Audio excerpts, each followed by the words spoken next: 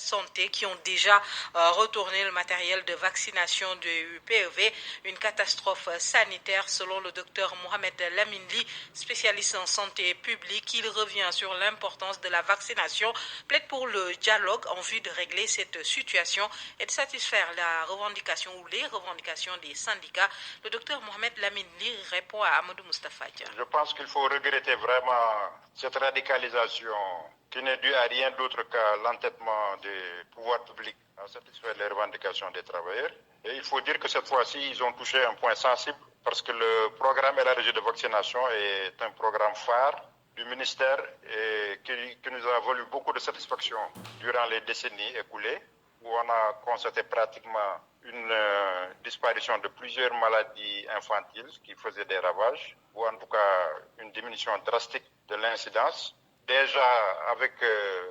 les 2 ans qui viennent de s'écouler où on a eu la Covid, on avait eu des problèmes concernant le continuum des soins, à savoir que beaucoup n'allaient pas dans les hôpitaux par crainte d'être contaminés et on avait déjà constaté qu'il y avait quelques maladies qui avaient émergé, comme la rougeole pour ne citer qu'elle, et il y avait quand même aussi une recrudescence des cas de polio. Et là, nous voyons que cette mesure syndicale, vraiment qui vient après plusieurs mois de patience et de négociation,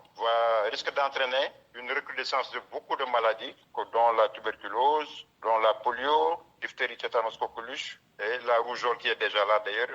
surtout du côté de Kédougou. Et aussi,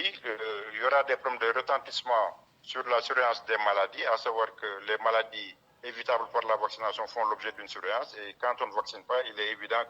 qu'on risque aussi de ne pas bien faire cette surveillance et qu'il fera que ces maladies pourront s'étendre. Bon, l'autre problème qu'il y a aussi, c'est que la vaccination est intimement liée à beaucoup de programmes de suivi de l'enfant, comme la lutte contre la malnutrition, les supplémentations en micronutriments comme la vitamine A. Et tout ça risque de pâtir cette grève. Donc, le conseil qu'on peut donner, c'est qu'il faut rapidement qu'on retourne à la table de négociation et qu'on essaie vraiment de trouver des solutions pour arrêter cette catastrophe sanitaire qui menace, qui risque de coûter beaucoup de vies infantiles.